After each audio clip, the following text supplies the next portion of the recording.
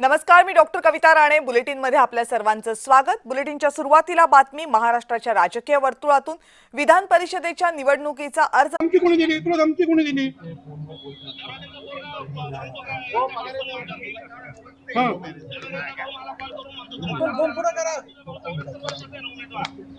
नाही, पण ते जाऊ दे. आपण भावना शब्द दिलेला आहे, तू आणि माघार देऊन टाक. नाही नाही नाही, तुला बाकीचं माहिती आहे, तुला यावं लागेल, माघार द्यावं लागेल.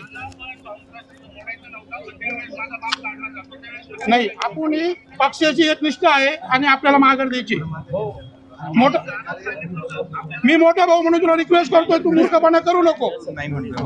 गणेश भाऊ बोलतोय तुझ्याशी. माघारीला नाही म्हणताय. गोकुळ, आपण ऐक ना, गोकुळ भाऊ आजही तयार आहे. आम्ही पक्षाची एक निष्ठा आहे. आम्ही देवेंद्र भाऊ आम्हाला जो शब्द दिला, आम्ही माघार घेणार आणि गोकुळ भाऊला माघार घेण्याकरता आम्ही त्याला चिडतोय. जिथं असं तो 5-10 मिनिटं पोहोचतोय असं म्हणतोय. रिक्वेस्ट केलंय मी त्याला. मग गोकुळ गीतेंचं काय म्हणणं आहे आता? गोकुळ गीतेंचं म्हणतोय मी ठाम आहे. तुम्ही पण कार्यकर्त्यांची इच्छा आहे की त्यांनी निवडणूक लढावी. तुम्ही एवढ्या अधिकाराने तुम्ही सांगता, तुमचं नेमकं काय म्हणणं आहे? माझ्याकडे मी त्यांचा तिसरा भाऊ आहे. मी त्यांचा तिसरा भाऊ आहे. गोकुळ माझ्या शब्दाची ऐकलं. गणेश दादा मी रिक्वेस्ट करतो त्यांना.